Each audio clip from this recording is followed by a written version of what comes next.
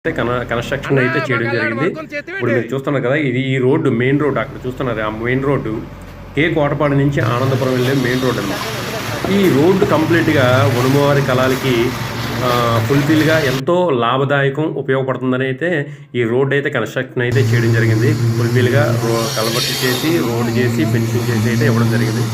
అక్కడున్న ప్రజలు చాలా హ్యాపీగా ఫీల్ అయ్యారు. ఎందుకంటే ఎన్నో ఏళ్ళుగా చాలా ఇబ్బందులు పడుతున్న తరుణంలో ఈ రోడ్డు రావడం, అలాగే 12 అడుగులు సగం వరకు అక్కడి నుంచి 10 అడుగులు రోడ్డు బెరము, ఇటువైపులా 2 అడుగులు అటువైపులా 2 అడుగులు బెరము వేసి రోడ్డు ఫుల్ఫిల్గా కంప్లీట్ చేయడం అయితే జరిగింది.